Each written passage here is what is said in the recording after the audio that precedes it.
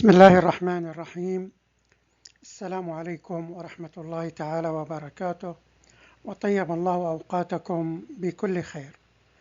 نتحدث في هذا الفيديو حول إمكانية رؤية هلال شهر محرم لعام 1447 هجرية. بمشيئة الله سيكون الاقتران المركزي أو ولادة القمر الجديد وبداية الدورة القمرية الجديدة في يوم الأربعاء 25 يونيو الساعة 1:31 بعد الظهر بتوقيت مكة المكرمة، 10:31 صباحا بالتوقيت العالمي. الاقتران في برج التوأم المعروف بالجوزاء فلكيا ونجميا، وفي برج السرطان مداريا. الاقتران على الأرض في سمت شمال قارة أفريقيا.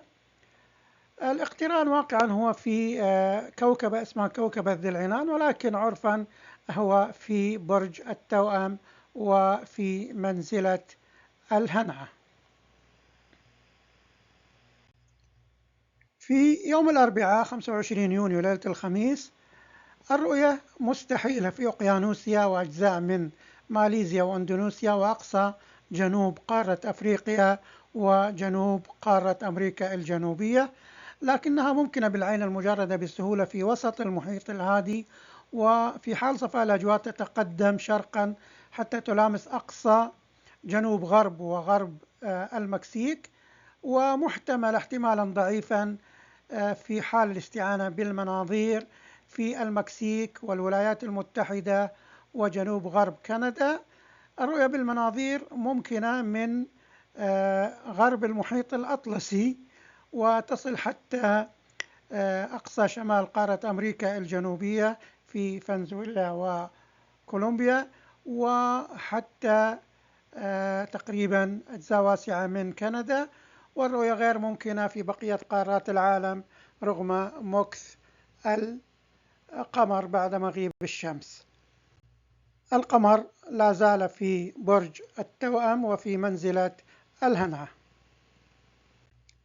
في يوم الخميس 26 يوليو ليلة الجمعة الرؤية بالعين المجردة بسهولة ممكنة في غالب قارات العالم، وإن كانت بحاجة إلى صفاء أجواء في الجزء الشمالي تقريبا من أستراليا وأجزاء من أوقيانوسيا، وفي شمال شرق آسيا، وفي جنوب روسيا، وتحتاج إلى الاستعانة بالمناظير في بقية أستراليا وأوقيانوسيا، وكذلك في أقصى جنوب